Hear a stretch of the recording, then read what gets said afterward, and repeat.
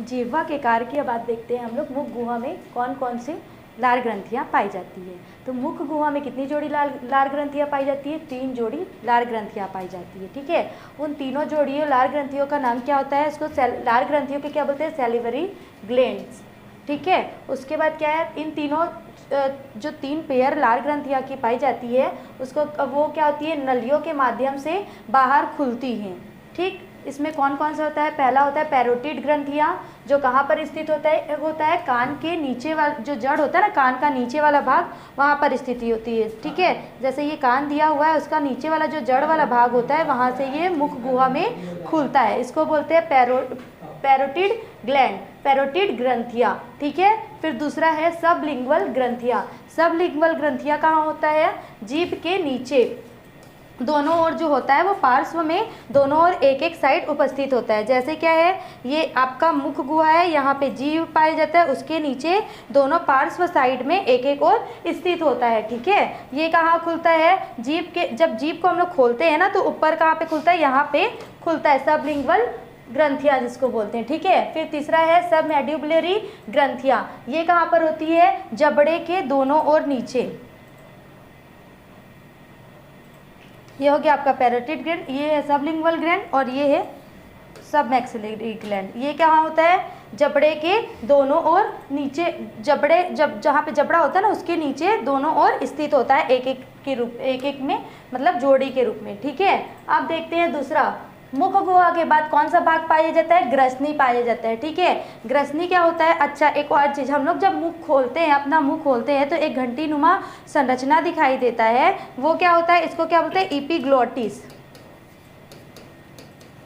ये हमारे पाचन में भाग नहीं लेता है, लेकिन क्या होता है, ये एक सहायक अंग के रूप में कार्य करता है। जो क्या करता है, जब हम लोग भोजन को अपने मुंह में डालते हैं, मुख गुहा में डालते हैं, तो क्या होता है, वो आहार नाल में जाने के लिए उसको क्या कहते हैं? देखो, 2 नाल पाए जाते हैं, एक होता है श्वसन नाल, एक होता है आपका आहार नाल। तो जो श्वसन नाल होता है और आहार नाल होता है उसके मध्य में क्या पाया जाता है?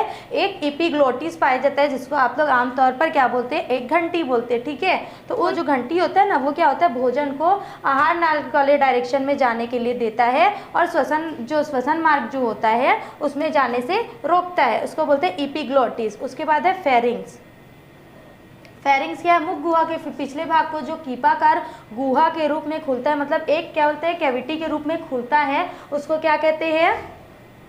फेरिंग्स बोलते हैं। ठीक है, इनमें क्या होते हैं? 2 छिद्र होते हैं। पहला होता है जो गुलेट, जिसको निगल द्वार बोलते हैं, और दूसरा होता है जो ओइसोफेगस में खुलता है। पहला जो होता है ना, वो निगल द्वार होता है, जो जिसमें हम लोग खाना डालते हैं तो वो निगलते हैं ना जब, तो वो गुहा जो होता है उसमें पहला गुहा खुलता है, उसको क्या बोलते हैं? निगल द्वार, गुलेट बोलते हैं जिसको। वो कहाँ खुलता है? ग्रास नली में खुलता है। फिर दूसरा होता है कंठ द्वार, है ना, जिसको हम लोग बात कर रहे थे अभी, ग्लॉटिस, एपिग्लॉटिस जिसको बोलते हैं, जो श्वास नली में, ट्रैकिया में खुलता है। कंठ द्वार के आगे एक पट्टी जैसी संरचना होती है, जो कंठ होता है ना, उसके द्वार के आगे एक पट्टी जैसी संरचना होती है, इसे बोलते हैं घंटी।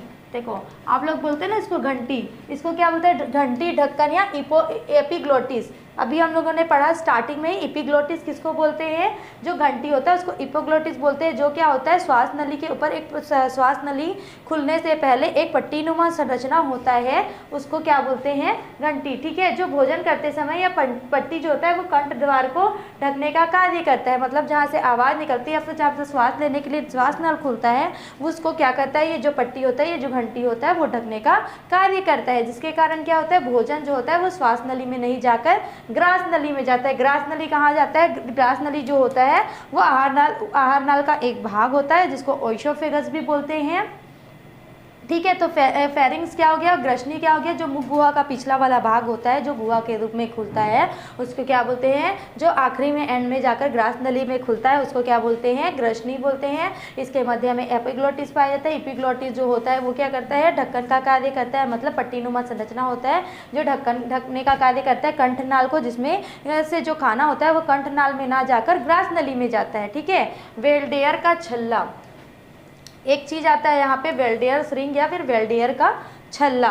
ग्रसनी लसिका उत्तक जो होता है और मुख गुहा में एक छल्ले नुमा संरचना के रूप में व्यवस्थित रहते हैं, जिसे संयुक्त रूप से वेल्डेयर का छल्ला कहते हैं। जो ग्रसनी होता है ना, ग्रसनी लिम्फोटिक टिश्यू जो होता है, और क्या होता है मुख गुहा ओरल कैविटी जो होता है वो लच्छे नुमा संरचना, मतलब बहुत सारे कोशिकाओं का समूह जो कहलाता है उत्तक कहलाता है। जो लिम्फेटिक होता है लसिका वाला होता है, लसिका उत्तक बोलते हैं जिसको, और मुख गुहा क्या बोलते हैं ओरल केविटी बोलते हैं जिसको, वो क्या होता है छल्लेदार संरचना के रूप में होता है, जिसको एक साथ संयुक्त रूप से दोनों को ओरल केविटी और लसिका उत्तक को क्या बोलते हैं एक साथ, वेल्डेयर का छल्ला कहा जाता है। ठीक है, उसके बाद देखते हैं ग्रास नली, ओइसोफेगस। ये क्या होता है 10 से 12 इंच की लंबी नलिका युक्त संरचना होती है। देखो यहाँ पे क्या होता है, ये हो गया हमारा मुख गुहा, ठीक है, ये जो हो गया यहाँ पे हो गया फेरिंग्स, फिर ये जो ऐसा लंबा संरचना होता है उसको बोलते हैं ओइसोफेगस।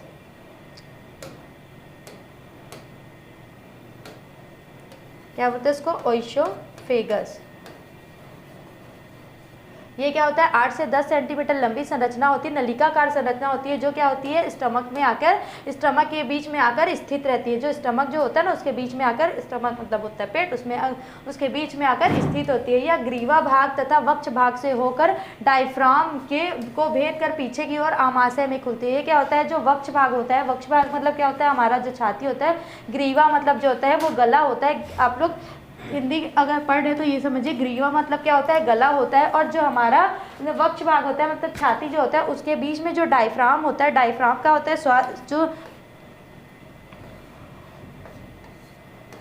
ये क्या बोलते हैं आपका जो फेफड़ा होता है, फेफड़े में डायफ्राम स्थित होता है, उसको भेद कर क्या होता है, उसको यहाँ से अगर खुलता है तो इसके पीछे ऐसे भेद कर कहाँ जाता है, आमाशय में खुलता है। ठीक है, इसको क्या बोलते हैं ग्रास नली तथा आमाशय के संगम स्थल पर, मतलब जहाँ पे वो दोनों ज्वाइंट होते हैं उसको क्या बोलते हैं ग्रसिका अवरोधिनी होता है, जो कि ग्रास नली और आमाशय के बीच में छिद्र को नियंत्रित करता है। मतलब जो अगर ये मान के चलो ये आमाशय है और यहाँ से आकर खुल रहा है तो इन दोनों के बीच में जो स्थल होता है उसको क्या बोलते हैं, जो वो क्या होता है वो दोनों, ये जो छिद्र होता है ना वो दोनों इसको ग्रसिका अवरोधनी बोलते हैं, और वो दोनों छिद्र को नियंत्रित करता है। ग्रास नली की दीवार पर क्या होता है श्लेष्मा ग्रंथियां पाई जाती है। मतलब जो ये ग्रास नली होता है उसमें क्या होता है श्लेष्मा मतलब क्या हो गया आपका चिपचिपा वाला पदार्थ जो होता है उसकी ग्रंथियां पाई जाती है, जो भोजन को आमाशय की ओर जाने में नम बनाती है। श्लेष्म मतलब होता है चिपचिपा पदार्थ। तो खाना जब जाता है तो अगर कुछ खाना जो होता है वो रफ होता है, सूखा होता है, उसको क्या कहती है ग्रास नली में जो श्लेष्मा ग्रंथियां पाई जाती है उसमें से श्लेष्मीय पदार्थ निकलता है, वो स्रावित होता है, वो क्या करता है भोजन को नम बनाता है ना, और क्या होता है भोजन को नम बनाने का कार्य करता है। ठीक है, और जिससे क्या होता है वो जो आमाशय में आसानी से जा सके। स्वादांकुर पाया जाता है इसमें, सूत्राकार अंकुर और कवक रूपी अंकुर, इसमें दो प्रकार का स्वादांकुर पाया जाता है ग्रास नली में। एक को बोलते हैं सूत्राकार अंकुर और दूसरे को बोलते हैं कवक रूपी अंकुर। क्लियर। इसके आगे हम लोग देखते हैं आमाशय, कौन सा भाग पाया जाता है आमाशय। एक चीज देख लो यहाँ पे, पहला हम लोग क्या पढ़े थे मुख गुहा। मुख गुहा में क्या क्या पढ़े थे, टंग पढ़े थे, टीथ पढ़े थे, माउथ पढ़े थे, इपिग्लोटिस जो घंटी आकार का संरचना होता है इपिग्लोटिस। सैलिवरी ग्लैंड कहाँ पे पाया जाता है, मुख गुहा में 3 पेयर सैलिवरी ग्लैंड पाया जाता है ना। फिर पाया जाता है इपिग्लोटिस के जस्ट पीछे में क्या पाया जाता है फेरिंग्स पाया जाता है। उसके बाद फेरिंग्स के बाद 8 से 10 सेंटीमीटर लंबी एक नलिकाकार संरचना पाई जाती है जिसको क्या बोलते हैं ओइसोफेगस बोलते हैं। ओइसोफेगस के बाद हम लोग क्या पढ़ेंगे, ग्रास नली के बाद पढ़ेंगे आमाशय। आमाशय ये जो होता है वो यह ग्रास नली के बाद जे आकार की रचना के रूप में स्थित होता है ऐसा। ठीक है, तथा आहार नाल की सबसे चौड़ी और थैलीनुमा संरचना जो होती है उदर गुहा मतलब जो हमारा पेट होता है उस पेट के भाग में बाईं ओर स्थित होता है। ठीक है, बाईं ओर से शुरू होता है और अनुप्रस्थ दिशा में फैला रहता है, मतलब बाईं ओर से शुरू जरूर होता है लेकिन वो थैली जो होता है वो चौड़ा होता है, इसलिए अनुप्रस्थ दिशा में थोड़ा दूर तक फैला होता है। इसकी जो लंबाई होती है वो करीब 10 इंच होती है तथा जो चौड़ाई होती है वो 4 इंच होती है। लंबाई मतलब आपका ये ऐसे लंबाई में देखेंगे हम लोग तो 10 इंच लंबी होगी और ऐसे चौड़ाई में देखेंगे तो 4 इंच चौड़ी होती है। जिस पथ से होकर भोजन आमाशय में पहुंचता है उसे हदरंध्र या कार्डियक ऑरिफिस कहते हैं। जो रास्ता होता है ना, मतलब जो ग्रास नली से ग्रास नली से होकर आमाशय में जो रास्ता खुलता है ना, तो जो छिद्र होता है उसको वो क्या होता है, ग्रास नली ढक्कन बोलते हैं या फिर उसको कार्डियक बोलते हैं, ठीक है। फिर उस जो माध्यम से क्या होता है, क्या जो खाना आया होता है उस मार्ग को क्या बोलते हैं, हृदरंध्र या फिर कार्डियक ओरिफिस कहते हैं, ठीक है। आमाशय 3 भागों से मिलकर बना होता है। आमाशय कितने भागों से मिलकर बना होता है, 3 भागों से। पहला जो भाग है वो कार्डियक भाग होता है, ठीक है। कार्डियक भाग, इसका नामकरण क्यों हुआ है, कार्डियक मतलब क्या होता है, आप लोग जनरली क्या सुने होंगे, कार्डियक अटैक सुने होंगे। कार्डियक अटैक किससे संबंधित होता है, कार्डियक अटैक को हम लोग हार्ट अटैक भी बोल सकते हैं। हार्ट से मतलब हम लोग के दिल का जो दौरा पड़ता है उसको बोलते हैं हार्ट अटैक, इंग्लिश में उसको कार्डियक अटैक भी बोलते हैं, क्लियर। तो इसका नाम जो कार्डियक भाग है ना आमाशय का, वो किससे लिया गया है, हृदय के समीप होने के कारण दिया गया है। इसमें ग्रास नली जो होता है वो कार्डियक छिद्र के द्वारा आमाशय के जिस भाग में खुलती है उसे कार्डियक आमाशय बोलते हैं। कार्डियक वाला जो भाग होता है ना वो क्या होता है, कार्डियक छिद्र द्वारा आमाशय जो होता है ना, हमारा आमाशय जो थैलीनुमा संरचना होता है उसमें क्या होता है, उसमें खुलता है जिसे कार्डियक आमाशय कहते हैं। कार्डियक छिद्र एक कार्डियक अवरोधिनी से युक्त होता है। कार्डियक जो छिद्र होता है ना वो कार्डियक अवरोधनी मतलब अवरोधनी मतलब क्या होता है कि रोकना, किसी भी खाना को उसका रोकना, उसमें क्या होता है, उसको रोकने से युक्त होता है, क्लियर। जो भोजन को वापस ग्रास नली में जाने से रोकता है। जब ग्रास नली से खाना आता है तो उसमें कार्डियक अवरोधनी, एक छिद्र, दोनों के बीच में एक छिद्र पाया जाता है जिसको कार्डियक अवरोधनी बोलते हैं। तो जो कार्डियक अवरोधनी होता है ना, कार्डियक अवरोधनी का कार्य होता है कि जो खाना ग्रास नली से आमाशय में पहुंचा है वो वापस से वहाँ मच जाए, कहाँ, ग्रास नली में, ठीक है। फिर दूसरा है फंडिक भाग। फंडिक भाग कहाँ है, आमाशय के इस केंद्रीय भाग को फंडस भी कह सकते हैं।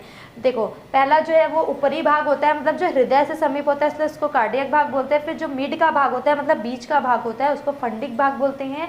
ये क्या होता है, ये केंद्रीय भाग होता है जिसको फंडस भी कहते हैं। ये सामान्यतः वायु और गैसों से भरा रहता है, ठीक है। किससे भरा रहता है, जो खाली भाग होता है वो अवायु, हवा से और गैसों से मिलकर भरा होता है। फिर तीसरा दिया हुआ है पाइलोरिक भाग। पाइलोरिक भाग जो होता है वो आमाशय के निचले संकरे, पाइलोरिक पार्ट जो बोलते हैं उसको, ये क्या होता है, पाइलोरिक भाग आमाशय के नीचे सकरा जो भाग होता है ना उसको पाइलोरिक आमाशय बोलते हैं। अगर ये है तो ये हो गया कार्डियक भाग, फिर ये हो गया फंडस भाग, फंडस पार्ट, और ये हो गया आपका पाइलोरिक पार्ट।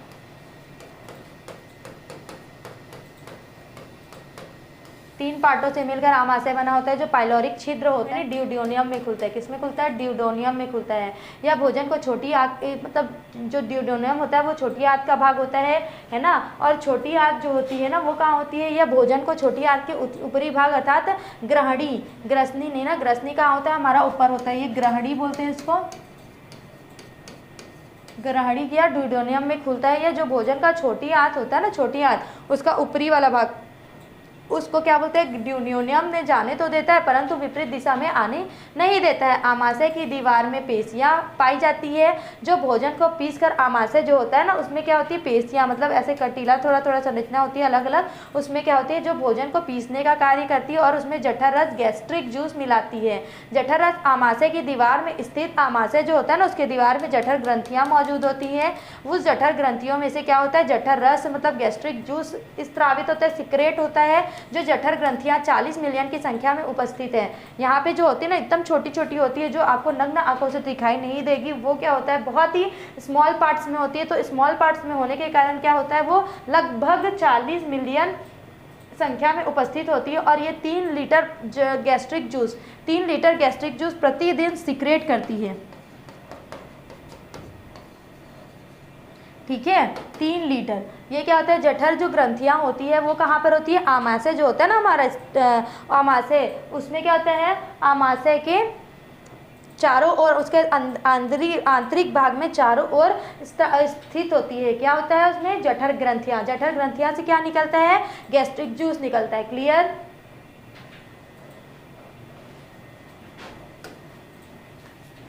उसके बाद है आमाशय का कार्य। आमाशय कौन कौन से कार्य करती है, कुछ समय के लिए भोजन को संचित रखती है। आमाशय जो होता है वो थैलीनुमा संरचना होता है, जिसमें क्या होता है भोजन आकर कुछ टाइम के लिए रुकता है। इसमें भोजन को पीस कर छोटे छोटे टुकड़ों में, उसमें क्या पेशीय पाए जाते हैं, पेशीय उत्तक पाए जाते हैं, जो क्या होता है छोटे छोटे टुकड़ों में आमाशयिक रस मतलब गैस्ट्रिक जो जूस होता है, गैस्ट्रिक जूस से मिल जाता है, छोटे छोटे टुकड़े में पीस देता है जो पेशीय उत्तक होता है। उसके बाद जो जठर ग्रंथियां होती है, गैस्ट्रिक ग्लैंड बोलते हैं जिसको, गैस्ट्रिक ग्लैंड से क्या निकलती है, गैस्ट्रिक जूस निकलती है, जठर रस निकलती है, वो होता है, वो उसमें मिल जाता है और प्रोटीन और वसा का पाचन होता है। आमाशय जो होता है ना, उसकी में किसका पाचन होता है, प्रोटीन और वसा का पाचन होता है। आमाशय के अंदर एक ग्लाइकोप्रोटीन का उत्पादन होता है। किसका उत्पादन होता है, ग्लाइकोप्रोटीन का उत्पादन होता है, जिसे कैसल या आंतरिक कारक कहते हैं। कैस्टल इंट्रिंसिक गैस्ट्रिक फैक्टर बोलते हैं इसको, क्या बोलते हैं, आंतरिक कारक, या फिर ग्लाइकोप्रोटीन का उत्पादन होता है, इसके क्या बोलते हैं, कैसल या आंतरिक कारक बोलते हैं। क्लियर। या ग्लाइकोप्रोटीन जो होता है विटामिन B12 के अवशोषण में सहायक करता है। आपका जो आमाशय में क्या होता है, जो भोजन आता है वो प्रोटीन और वसा का पाचन कहाँ होता है, आमाशय में होता है। किसके थ्रू होता है, गैस्ट्रिक जूस के मिलने के थ्रू होता है। यहीं पे पेशीय उत्तकों से क्या होता है, जो खाना होता है वो पीस जाता है। ठीक है। इसमें क्या होता है, ग्लाइकोप्रोटीन का उत्पादन होता है, जिसे कैसल या का आंतरिक कारक कहते हैं, कैस्टल का आंतरिक कारक। या क्या होता है, ग्लाइकोप्रोटीन विटामिन जो B12 के अवशोषण में सहायक होता है। जब प्रोटीन यहाँ पे हम लोग प्रोटीन का पाचन होता है तो B12 जो मिलता है उसका अवशोषण कर लेता है कौन, जो कैस्टल कारक होता है, कैस्टल आंतरिक कारक जो होता है। आमाशय द्वार जो होता है वो पेप्सिनोज, पोरेनिन एवं जठर लाइपेज, जठर माइलेज एंजाइमों तथा हार्मोन या गैस्ट्रिक का स्त्रावण करता है। स्टमक जो होता है ना, किसका सिक्रेशन करता है, गैस्ट्रिक जूस का सिक्रेशन करता है,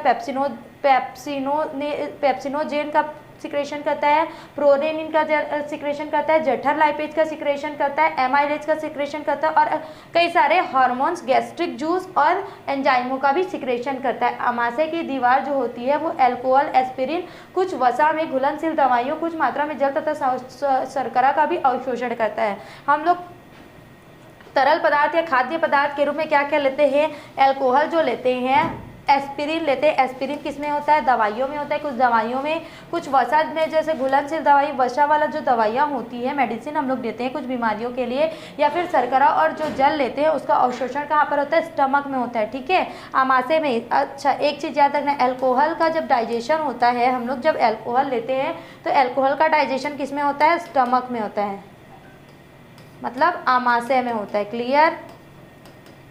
और दूसरा चीज़ ये कि इसका मेन पॉइंट और ये है कि आमाशय में और किसका डाइजेशन होता है, प्रोटीन और वसा का डाइजेशन होता है। एक चीज़ और याद रखना। क्लियर। और यहाँ पे कौन सा ग्लैंड पाया जाता है, गैस्ट्रिक ग्लैंड पाया जाता है, जिसमें से गैस्ट्रिक जूस सिक्रेट होता है। क्लियर। स्टमक के बाद आप लोग देखते हैं छोटी आंत, स्मॉल इंटेस्टाइन। स्मॉल इंटेस्टाइन जो होता है ये लगभग 6 मीटर लंबा तथा आहार नाल का सकरा भाग होता है, मतलब जो पतला वाला पार्ट होता है। जब हम लोग देखते हैं ऐसा वाला, जब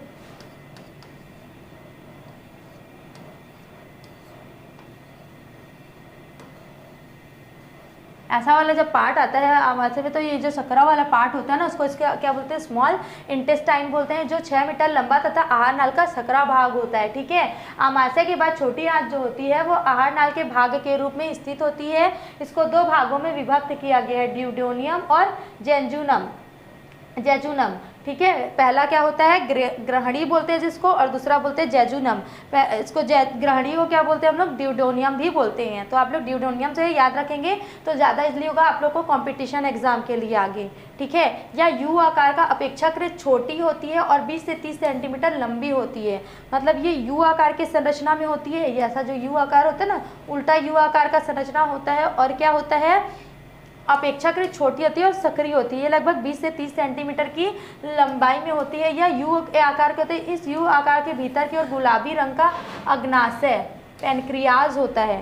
और क्या होता है, यकृत तथा अग्नाशय की नलियां, यकृत भी पाया जाता है, लीवर आपका, अग्नाशय की नलियां आपस में मिलकर संयुक्त रूप से पित्त वाहिनी, कॉमन बाइल डक्ट के रूप में ग्रहणी में खुलती है तथा यकृत एवं अग्नाशयी रसों को उसमें छोड़ने का कार्य करते हैं। आमाशय के बाद वाली संरचना को हम लोग क्या बोलते हैं, स्मॉल इंटेस्टाइन या छोटी आंत बोलते हैं, जो क्या होता है, स्मॉल यू के रूप में होता है, लगभग 6 मीटर लंबा होता है। और क्या होता है, आमाशय के बाद यह लगभग छोटी आंत में आहार नाल के रूप में, आहार नाल जो होता है छोटी आंत के रूप में खुलता है। ये क्या होता है, उसमें 2 भागों में विभक्त किया गया है स्मॉल इंटेस्टाइन को। पहला होता है ड्यूडेनियम और दूसरा होता है जेजुनम। तो ड्यूडेनियम क्या होता है, ये उल्टा यू आकार का होता है या फिर यू आकार बोल सकते हैं, जिसको लगभग 20 से 30 सेंटीमीटर की लंबाई वाला सकरा भाग होता है। और क्या होता है, इस यू आकार के भीतर जो होता है ना, हम लोग का जो यू आकार का भीतर हम लोग देखेंगे ड्यूडेनियम को, इसमें गुलाबी रंग का क्या होता है, अग्नाशय पाया जाता है। पेनक्रियाज होता है, पेनक्रियाज, यकृत, लीवर का नाम सुना है, पेनक्रियाज का नाम सुना है। और अग्नाशय की जो नलियां होती है वो क्या होती है, आपस में आकर संयुक्त रूप से पित्तवाहिनी कॉमन बाइल डक्ट के रूप में ग्रहणी में खुलती है। ड्यूडेनियम में कौन कौन खुलती है, आपका लीवर का नलियां, लीवर खुलेगा, और दूसरा क्या हो गया, बाइल डक्ट के कॉमन बाइल डक्ट के रूप में, और दूसरा जो होता है अग्नाशय, और अग्नाशय की नलियां जो होती है वो कहाँ पे खुलती है, ड्यूडेनियम में संयुक्त रूप से आकर खुलती है। ठीक है, और ये सब क्या करती है, उनमें जो रस आए हुए होते हैं ना, जो रस आए हुए होते हैं उसको क्या करती है, ये स्मॉल इंटेस्टाइन में छोटी आंत में खोले रखते हैं। क्लियर। अब देखते हैं जेजुनम। ये छोटी आंत का मध्य भाग होता है, ये ग्रहणी से प्रारंभ होता है, मतलब ड्यूडेनियम से स्टार्ट होता है और 2 से 4 मीटर तक लंबी होती है। इसकी जो दीवार होती है इलियम की तुलना में अधिक मोटी और संवहनी होती है, वेस्कुलर होती है। ठीक है, मतलब आराम से उसमें चीज़ें जा सकती है। फिर तीसरा है इलियम। यह छोटी आंत का सबसे बड़ा और कुंडलित तथा प्रधान हिस्सा होता है। ये 2 भाग लिखा हुआ है, लेकिन हम लोग इसको बोलेंगे 3 भाग से मिलकर बना होता है। पहला है ग्रहणी ड्यूडेनियम, दूसरा है जेजुनम और तीसरा है इलियम। तो जो इलियम होता है ना वो क्या होता है, यह छोटी आंत का बड़ा कुंडलित तथा प्रधान हिस्सा होता है। लगभग 5 मीटर से लगभग 6 मीटर के बीच, मतलब 5.5 मीटर से लगभग 5.8 मीटर तक की होती है। इसकी भीतरी जो दीवार होती है अनेक उंगलियों के समान छोटे छोटे प्रवर्त पाए जाते हैं। मतलब जैसे अगर ये नलिकाकार संरचना है तो इसके मध्य में ऐसे छोटे छोटे उंगलियां आकार संरचना होती है, जिन्हें क्या होता है, जिन्हें रसांकुर कहते हैं। ठीक है, इस स्थान पर अधिकतर पाचन तथा अवशोषण होता है। जो इलियम होती है ना छोटी आंत में, स्मॉल इंटेस्टाइन में, जिसमें क्या होते हैं, नलियों में रसांकुर पाए जाते हैं। मतलब जो होती है वो, जो उसकी संरचना कैसी होती है, उस नलियों में छोटी छोटी उंगली आकार की संरचना होती है, जिसमें सबसे ज़्यादा पाचन और अवशोषण का कार्य होता है। आगे देखते हैं बड़ी आंत। छोटी आंत के बाद आता है बड़ी आंत। ठीक है, तो छोटी आंत का तीसरा वाला पार्ट होता है इलियम बोलते हैं जिसको, वो कहाँ पे खुलता है, बड़ी आंत में खुलता है आकर। ठीक है, ये लगभग कितने मीटर का होता है, जो बड़ी आंत होता है वो लगभग 1.5 मीटर होता है। और जो क्या होता है उदर में, मतलब हम लोग के पेट वाले भाग में क्या होता है, कुंडलिताकार में, बहुत ही ज़्यादा सर्पिलाकार कुंडलिताकार में स्थित होता है, इसलिए वो पता नहीं चलता है। ठीक है, इसे क्या बोलते हैं, कोलोन भी कहते हैं। कोलोन क्यों कहते हैं, क्योंकि वो सर्पिलाकार क्रम में होता है, इसलिए कोलोन भी कहते हैं। जिस स्थान पर इलियम बड़ी आंत में खुलता है उस स्थान पर क्या पाया जाता है, एक नलिकाकार रचना से वो दोनों ज्वाइंट होते हैं। मतलब हम लोग जब पाइप को जोड़ते हैं तो एक और छोटी पाइप लगाते हैं ना जोड़ने के लिए, वैसे ही इलियम और जब बड़ी आंत जुड़ता है तो वहाँ पे एक नलिकाकार संरचना होता है, जिसे क्या कहते हैं, सीकम या अंधनाल कहते हैं। सीकम और अंधनाल कहते हैं। ठीक है, जो सीकम होता है उसके अंतिम सिरे पर एक शीर्ष पर मुड़ी उंगली के समान लगभग 7 से 9 सेंटीमीटर आमाप वाली रचना होती है, जिसको क्या बोलते हैं, वर्मीफॉर्म अपेंडिक्स बोलते हैं। ये क्या होता है, अवशेषी अंग के रूप में होते हैं। वर्मीफॉर्म अपेंडिक्स का कार्य क्या होता था, पहले जब आदि मानव थे, जब मनुष्यों का विकास नहीं हुआ था, जब आदि मानव क्रम में चल रहे थे, तो आदि मानव जब क्या कहते थे, उन लोग पका हुआ भोजन नहीं लेते थे। जब मनुष्यों का विकास हुआ तब पका हुआ भोजन लेना प्रारंभ किया। तो जब आदि मानव थे उन लोग क्या करते थे, साग भक्षी होते थे, मतलब कच्चे साग भाजी को खाते थे। ठीक है, तो साग भाजी में क्या होता है, जो हरे पत्ते वगैरह होते हैं उसमें सेल्यूलोज प्रेजेंट होता है, तो सेल्यूलोज को पचाने के लिए ये कार्य होता था। ठीक है, अब इसको वर्मीफॉर्म अपेंडिक्स को हम लोग अभी भी हमारे बॉडी में स्थित होता है, प्रेजेंट होता है, लेकिन इसको क्या करते हैं हम लोग, अवशेषी अंग के रूप में रखते हैं। ठीक है, तो वर्मीफॉर्म अपेंडिक्स जो होता है वो सेल्यूलोज के पाचन में कार्य करता था। ठीक है, और यह अवशेषी अंग के रूप में होता है। इसमें क्या होता था, अब क्या होता है, जो मानव है वो सर्वभक्षी है या मांसभक्षी प्रकृति वाला हो गया है या पका हुआ भोजन खाता है, इसलिए सेल्यूलोज का पाचन करना आवश्यक नहीं है। इसलिए क्या होता है, आप वर्मीफॉर्म अपेंडिक्स जो है उसको अवशेषी अंग के रूप में देखते हैं। ठीक है, कभी कभार इसके अंदर क्या होता है, उसमें जाके भोजन जो होता है वो फंस जाता है और सड़ जाता है, या उससे क्या होता है वो फूल जाता है और क्या होता है पेट में तेज दर्द होता है। कभी कभी ऐसी स्थिति में यह फट भी सकता है, जिससे क्या होती है मनुष्य की मृत्यु हो जाती है। बड़ी आंत से भोजन लौटकर पूरा इलियम में नहीं आ सकता, क्योंकि इलियम जो होती है उसमें और बड़ी आंत के बीच में क्या पाई जाती है, एक छिद्र पाई जाती है, जिसको बोलते हैं इलियोसिकल वॉल्व। क्या बोलते हैं इसको, इलियोसिकल वॉल्व, जिससे क्या होता है जो बड़ी आंत में जो भोजन चला जाता है वो भोजन क्या होता है, अंतिम हिस्सा होता है वो क्या होता है, भोजन वापस लौटकर इलियम में ना आए। ठीक है, बड़ी आंत का जो अंतिम हिस्सा होता है वो लगभग चौड़ा होता है, थोड़ा चौड़ा होता है, लगभग 15 सेंटीमीटर लंबा होता है, जिसे क्या बोलते हैं, रेक्टम बोलते हैं। रेक्टम में क्या होता है, रेक्टम स्टोरेज का काम करता है, जो अनपचे भोजन होते हैं या फिर जो अपशेष भोजन होते हैं उसको संग्रह करता है। ये क्या होता है, यह एनस के द्वारा शरीर के बाहर खुलता है और क्या होता है, विशेष प्रकार की स्फिंक्टर पेशियों का बना होता है। ठीक है, जो कि मल त्याग के समय फैलकर गुदा द्वार को खोल देती है तथा मल त्याग के पश्चात पुनः सिकुड़कर उसे बंद कर देती है। क्लियर। ठीक, बड़ी आंत के बाद हम लोग देखते हैं इनके कार्य। पहला क्या है, छोटी आंत का कार्य देखते हैं, फिर बड़ी आंत का कार्य देखते हैं। तो छोटी आंत में क्या होता है, भोजन के पाचन का कार्य होता है। ठीक है, पचे भोज्य पदार्थों का अवशोषण होता है, जितना भी पचा, मतलब जब हमारा आमाशय होता है, आमाशय में क्या होता है, आमाशय में जितने भी भोजन पचते हैं, मतलब प्रोटीन और वसा का पाचन होता है। उसके बाद जो भोज्य पदार्थ बच जाता है उनका पाचन होता है और उनके बाद उनके जो द्रव्य होते हैं उनका अवशोषण होता है। स्वयं द्वारा स्त्रावित हार्मोन की सहायता से पित्त, अग्नाशय एवं आंत रस के स्त्रावण पर नियंत्रण होता है। मतलब आंत में जो रस निकलता है, सिक्रेशन होता है हार्मोन का, अग्नाशय में जो सिक्रेशन होता है उसका नियंत्रण किसके पास होता है, छोटी आंत के पास होता है। फिर नेक्स्ट टॉपिक है बड़ी आंत के कार्य।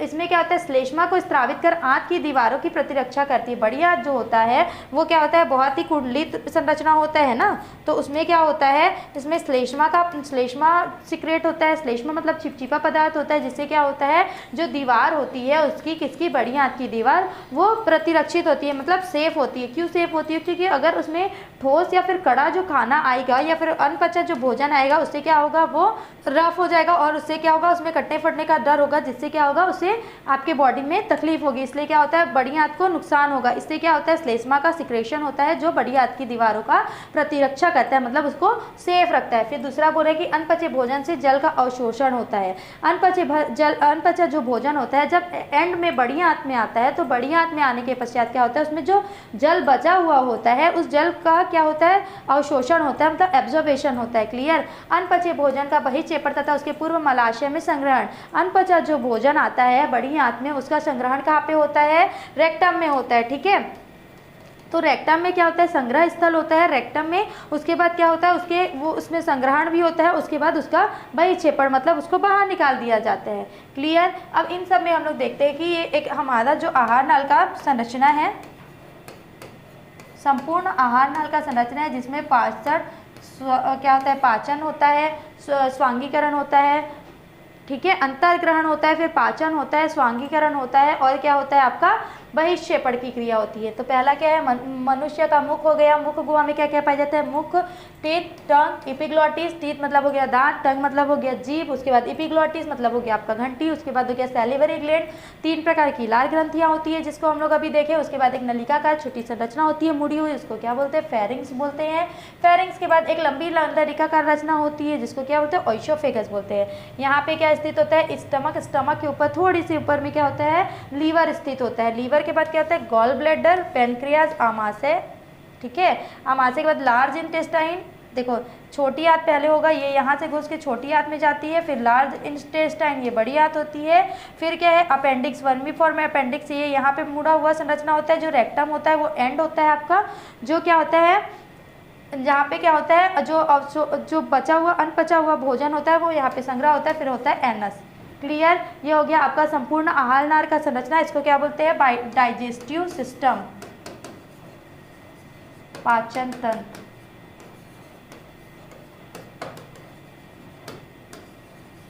क्लियर। अब देखते हैं आहार नाल की आंतरिकी। एनाटॉमी ऑफ एलिमेंट्री कैनाल, मतलब जितने भी हम लोग पार्ट्स पढ़े हैं उनकी आंतरिकी कैसी होती है। मानो आहार नाल नलिकाकार होती है, जिसके अंदर क्या होते हैं, कैविटीज पाई जाती है, गुहानुमा संरचना होती है, जिसके चारों तरफ दीवार होती है जो कि 4 स्तरों की बनी होती है। बाहर से जो दीवार अंदर की ओर क्रमशः सिरोसा, इसके बाद क्या होते हैं, इसके बाद जो अंदर देखो हम लोग का जो डाइजेस्टिव सिस्टम होता है, आहार नाल होता है, आहार नाल मतलब होता है एलिमेंट्री कैनाल, वो क्या होती है 4 स्तरों से मिलकर बनी होती है। क्यों? सेफ होने के लिए 4 स्तरों से मिलकर बनी होती है। तो जो उसका सबसे बाहरी वाला भाग होता है उसको क्या बोलते हैं, ठीक है, जो बाहरी वाला भाग होता है उसको अगर हम लोग अंदर क्रमशः अंदर की ओर देखेंगे तो सबसे बाहरी वाला भाग होता है सिरोसा होता है। सिरोसा, इसके बाद क्या होती है, इस तरह क्रम से उसके बाद उसका जो ऑर्डर होता है, दूसरा ऑर्डर होता है मस्कुलेरिस, फिर सब म्यूकोशा और म्यूकोशा करके सूचित किए जाते हैं। 4 लेयर होते हैं, पहला है सिरोसा, मस्कुलेरिस, सब म्यूकोशा तथा म्यूकोशा, ठीक है। आहार नाल के सभी अंगों में आधारभूत समानताएं होती है, परंतु उनके कुछ कार्यों के अनुसार कुछ न कुछ विविधता पाई जाती है। मतलब सब सारे जो पार्ट्स होते हैं उनमें क्या होता है, पाचन की क्रिया होती है, सारे जो भाग होते हैं उनमें पाचन की क्रिया तो होती है, लेकिन उनमें जो कार्य होता है या फिर उनके जो कार्य करने की तरीके होते हैं, मतलब प्रोसेस होता है, उसमें कुछ ना कुछ डिफरेंसेस पाई जाती है, विविधताएं पाई जाती है। इसलिए आहार नाल के विशिष्ट अंगों की औतिकी को, औतिकी मतलब होता है एनाटॉमी, मतलब क्या बोलते हैं, उसका जो बनावट होता है उसमें जो स्थान होता है वो कैसा होता है, वो अलग अलग होता है। तो उनके अलग अलग टॉपिक्स के आधार पर हम लोग पढ़ते हैं। जैसे हम लोग देखते हैं, पहला है ग्रास नली की आंतरिकी, ओइसोफेगस, एनाटॉमी ऑफ ओइसोफेगस। ग्रास नली की सिरोसा स्तर जो होती है वो लक्ष्य स्तर 2 उप स्तरों की बनी होती है, जिसमें परिधि स्तर चपटी तथा सल्की होती है। परिधि मतलब क्या होता है, बाहर का जो स्तर होता है वो चपटा होता है और सल्की होता है, मतलब थोड़ा थोड़ा ऐसा से मुड़ा हुआ होता है। जैसे आपके कपड़ों में जो सिलवट पड़ती है ना, वैसा ही ऐसा ऐसा मुड़ा हुआ होता है जो बाहरी स्तर होता है, ठीक है। और क्या होता है, चपटा होता है। और कोशिकाओं की बनी इकहरी परत होती है, मतलब एक ही लेयर की कोशिकाओं की बनी परत होती है, जिसे क्या बोलते हैं, मीजोथेलियम कहते हैं। जो बाहरी परत होती है, परिधीय परत होती है, वो क्या होती है, सिलवटों से सल्कुनुमा बनी होती है, चपटी होती है और एक ही कोशिकाओं की बनी एक ही लेयर की होती है, जिसको क्या बोलते हैं, मीजोथेलियम बोलते हैं। तथा आंतरिक स्तर जो होता है वो तंतु में अंतराली संयोजी ऊतकों का बना होता है। अधलक्ष्य स्तर सब सिरोशस लेयर बोलते हैं, जिसको सिरोसा स्तर के बाद पेशी स्तर, मस्कुलरिस स्तर शुरू हो जाता है। मतलब क्या होता है, जितने भी कोशिका होते हैं वो लेयर लेयर के रूप में बढ़ जाते हैं, जो कि अरेखित पेशीय तत्वों की बनी होती है। अगर इसमें देखते हैं तो ये है सिरोसा, सबसे बाहरी लेयर। इसको ये क्या होता है, उसके बाद मस्कुलर लेयर शुरू हो जाता है। देखो मस्कुलर लेयर शुरू हो गया। फिर इसके बाद इस स्तर भी 2 तरह की पेशियां स्तर पाई जाती है, बाहरी की ओर लंबवत तथा अंदर की ओर गोलाकार। देखो बाहरी की ओर क्या हो गया, लंबवत है, फिर अंदर की ओर जो है वो गोलाकार पेशियों की स्तर होती है। फिर ग्रास नली की तीसरी स्तर तथा यहाँ पे बोल रहे हैं, देखो पहला जो लेयर है परिधीय लेयर वो होता है, चपटा होता है और एक ही कोशिका स्तर का बना होता है। क्लियर, देखो ये वाला भाग है। फिर दूसरा वाला भाग बोल रहे हैं कि जो आंतरिक अंतराली संयोजी ऊतकों का बना होता है, अधलक्ष्य स्तर होता है। सिरोसा स्तर के बाद पेशी स्तर मस्कुलरिस होता है, जो कि अरेखित पेशीय तंतुओं की बनी होती है। ये वाला हो गया। फिर इस स्तर की 2 तरह की पेशी स्तर पाई जाती है, जो बाहर की ओर लंबवत और अंदर की ओर गोलाकार होती है। बाहर की ओर लंबवत और अंदर की ओर गोलाकार। फिर ग्रास नली की तीसरी स्तर जो होती है वो अधः श्लेष्मिक स्तर या सब म्यूकोसा स्तर इलास्टिन कहलाती है, ठीक है। ये है आपका सब म्यूकोसा लेयर, इसको बोलते हैं मस्कुलरिस लेयर, ठीक है। फिर इलास्टिन तंतु में सघन संयोजी ऊतकों की बनी होती है। इतना ही, इसमें रक्त वाहिनियां, तंत्रिकाएं और लसिका वाहिनियां भी पाई जाती है। देखो ब्लड कैपिलरीज है, लॉन्गिट्यूडनल मस्कुलर लेयर है, ठीक है। उसके बाद इसकी बाहरी स्तर में लंबवत पेशियों को बनी सेस्मा पेशी अर्थात म्यूकोसी भी पाई जाती है। इसकी सबसे भीतरी श्लेष्मिका स्तर स्तरित सल्काब का होता है। देखो ये जितना है ना वो स्तरित सल्काब का बना हुआ होता है, मतलब स्टेरिटिफाइड स्क्यूमियस इपिथेलियम की बनी होती है। लगभग इसमें क्या होता है, लगभग 4 से 6 वलन पाए जाते हैं। वलन मतलब हो गया, देखो 1 वलन, 2 वलन, 3 वलन, 4 वलन, 5 वलन। तो कोशिकाओं की जो संरचना होती है वो वलन के रूप में मतलब लगभग लॉन्गिट्यूडनल पाया जाता है, ठीक है। इनकी दीवारों में अनुलंब वलनों में श्लेष्मीय ग्रंथियां होती है, जिसके द्वारा स्रावित श्लेष्मा के कारण भोजन पीछे की ओर फिसलता हुआ आमाशय में पहुंच जाता है। इसमें क्या होता है, श्लेष्मीय ग्रंथियां पाई जाती है, मतलब चिपचिपा पदार्थ वाले ग्रंथियां पाई जाती है जो सिक्रेट करता है और क्या होता है, उससे भोजन चिकना होता है जिससे वो फिसलकर आमाशय में पहुंच जाती है। ठीक है, आप देखते हैं एनाटॉमी ऑफ स्टमक। दूसरा टॉपिक है एनाटॉमी ऑफ स्टमक, आमाशय की आंतरिकी। आमाशय की दीवार के आवरण पर सिरोसा या लस्य स्तर में बाहर की ओर पेरिटोनियम होता है। देखो पहला क्या है, ये जो सिरोसा है ना, इसमें सबसे पहला क्या है, पेरिटोनियम लेयर पाया जाता है। ठीक है, पेरिटोनियम के नीचे अंतराली संयोजी उत्तकों का बना क्या पाया जाता है, लस्य स्तर होता है, जिसको क्या बोलते हैं, मस्कुलर लेयर बोलते हैं। पेरिटोनियल लेयर के अंदर अगर जाते हैं ऑर्डर में तो क्या होता है, मस्कुलर लेयर पाया जाता है। मस्कुलर लेयर क्या होता है, जो संयोजी उत्तकों का आधा लस्य स्तर का बना होता है। फिर क्या है, इसमें 3 परतें होती है। परिधि स्तर अनुलंब पेशियों का लॉन्गिट्यूडनल मसल का बना होता है, फिर सर्कुलर मसल का होता है, फिर ऑब्लिक यू तिरछी पेशियों का बना होता है। देखो ये है सर्कुलर मसल, ये है देखो पहले लॉन्गिट्यूडनल मसल, फिर सर्कुलर मसल, फिर ऑब्लिक क्यू मसल का बना होता है। इसके अधः श्लेष्मिका स्तर में संयोजी उत्तक तंत्रिका और वाहिनियाँ, जो रक्त वाहिनियाँ वो पाई जाती है। फिर जो सब म्यूकोशा और मस्कुलरिस लेयर है, इसमें क्या होता है, ब्लड कैपिलरीज वगैरह भी पाए जाते हैं। ठीक है, इसके बाद क्या होता है, मांसपेशियों का बना स्तर होता है जिसमें आमाशय की दीवार की सबसे भीतरी स्तर यानी श्लेष्मिका स्तर, म्यूकोशा जो लेयर होता है ना, देखो ये सब म्यूकोशा लेयर हो गया। फिर म्यूकोशा जो लेयर होता है वो रंभाकार कोशिकाओं के स्तर के रूप में होता है। इसमें अनेक साधारण और शाखित जठर ग्रंथियां होती है जो श्लेष्मिका कोशिकाओं की बनी होती है। फंडिक भाग जो होता है ना, मतलब हम लोग का 3 भाग में बटा था आमाशय, तो जो सेकंड वाला भाग होता है फंडिक भाग, उसके क्या होता है, जठर ग्रंथियों और श्लेष्मिक कोशिकाओं तथा जाइगोजेन या पेप्टिक व ऑक्टीजेंटिक कोशिकाओं से बनती है। ठीक है, इसमें कौन कौन से एंजाइम स्रावित होते हैं, पेक्टिक एंजाइम स्रावित होता है, जाइमोजेन होता है, पेप्सिनोजेन होता है और ऑक्टीजेंटिक कोशिका या HCl भी सिक्रेट होता है। क्लियर, देखो ये म्यूकस लेयर, ये क्या है, वल्नी आकार में है, जिसमें क्या होता है, पेक्टिक सेल होता है एंड में।